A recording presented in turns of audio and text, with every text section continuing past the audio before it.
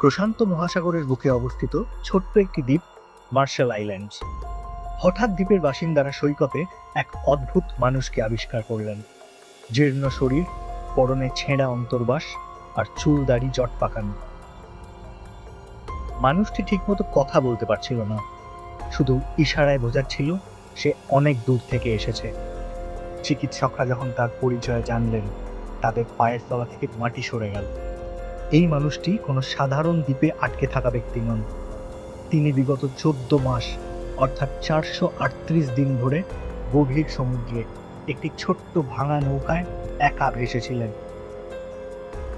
বিজ্ঞানকে বুড়ো আঙুল দেখিয়ে মৃত্যুর মুখ থেকে ফিরে আসা এই মানুষের নাম হোসে সালভাদর আলভারেঙ্গা। কিন্তু কিভাবে ঘটল এই অসম্ভব?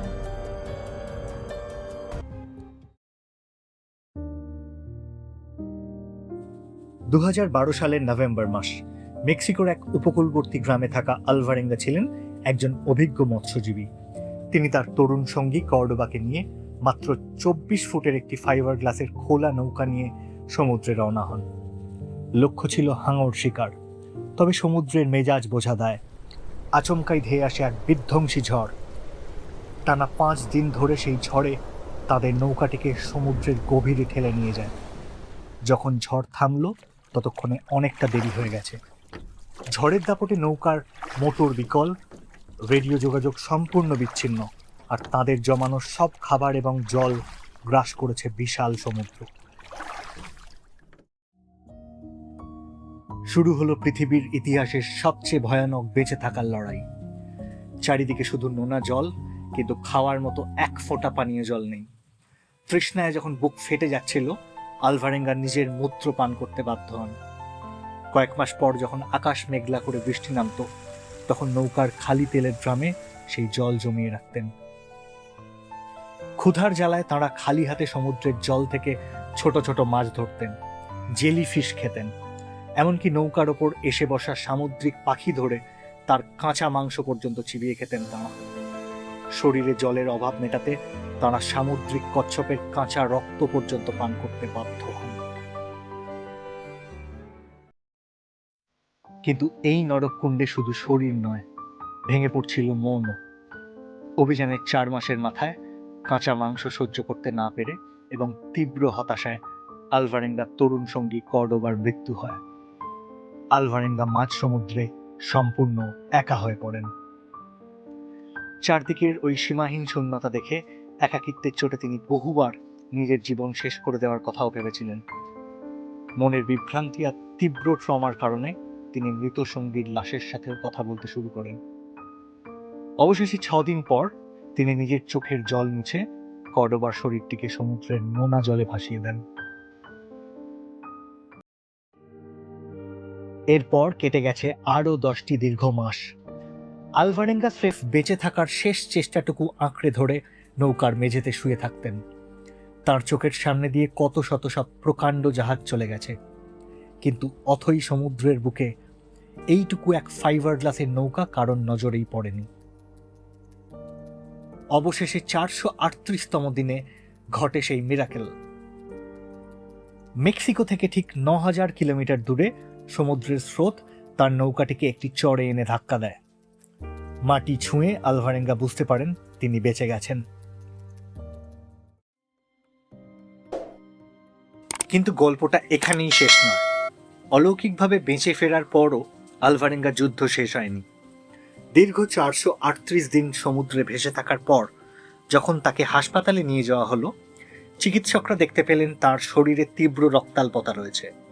তবে সবচেয়ে বিস্ময়কর বিষয় ছিল, এত দীর্ঘ দুর্ভোগের পরও তার শরীরে স্থায়ী অঙ্গবিকলের স্পষ্ট লক্ষণ দেখা যায়নি। এমন অভাবনীয় পরিস্থিতিতে একজন মানুষের বেঁচে ফিরে আসা চিকিৎসকদের কাছেও ছিল এক বিরল ঘটনা। শরীরের ক্ষতর চেয়েও গভীর ছিল তার মানসিক আঘাত। আলভারেঙ্গা পরে জানান, উদ্ধারের পর বহু মাস তিনি স্বাভাবিকভাবে ঘুমোতে পারতেন না। চোখ বন্ধ করলেই মনে হতো তিনি এখনো সেই ছোট্ট নৌকাটির মেঝেতে শুয়ে আছেন, আর চারপাশে শুধু অন্তহীন সমুদ্র। দীর্ঘ একাকিত্ব, ভয় আর অনিশ্চয়তার স্মৃতি তাকে বারবার তাড়া করে ফিরত।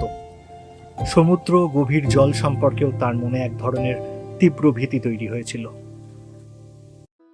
এর চেয়েও বড় আলোড়ন সৃষ্টি হয় 2015 সালে, যখন সাংবাদিক জনাথন ফ্র্যাঙ্কলিন তার এই অবিশ্বাস্য অভিজ্ঞতা নিয়ে 438 ডেজ বইটি প্রকাশ করেন।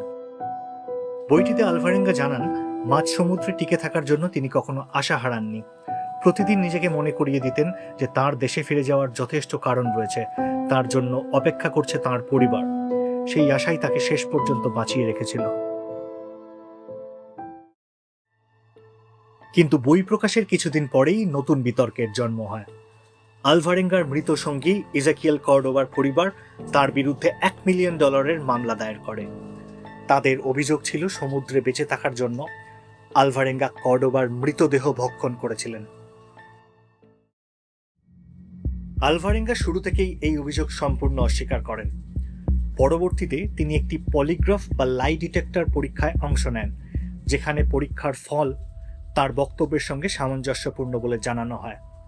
তার আইনজীবীরাও দাবি করেন, অভিযোগের পক্ষে কোনো প্রত্যক্ষ প্রমাণ কখনো পাওয়া যায়নি।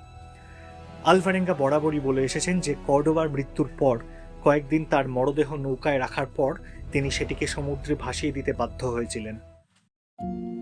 পরে কর্ডোবার মায়ের সঙ্গে দেখা করে আলভারেঙ্গা তার ছেলের শেষ দিনগুলোর কথা জানান এবং মাঝ সমুদ্রে দেওয়া নিজের প্রতিশ্রুতি রক্ষা করার চেষ্টা করেন। প্রশান্ত মহাসাগরের বুকে 438 দিন ধরে মৃত্যুর সঙ্গে লড়াই করা মানুষটি শেষ পর্যন্ত শুধু সমুদ্রকেই হারাননি, হার মেনেছিল পরিসংখ্যান, সম্ভাবনা এবং প্রায় সব যুক্তিও। মানুষের অদম্য জেদের এই রোমাঞ্চকর গল্পটি আপনার কেমন লাগলো কমেন্টে জানান। ভিডিওটি ভালো লাগলে লাইক করুন, আর এই ধরনের দুর্দান্ত সব রহস্য, ইতিহাস এবং বাস্তব ঘটনা জানতে এবি ডিকোডস চ্যানেলটি সাবস্ক্রাইব করতে ভুলবেন না। দেখা হবে পরের ভিডিওতে। ধন্যবাদ।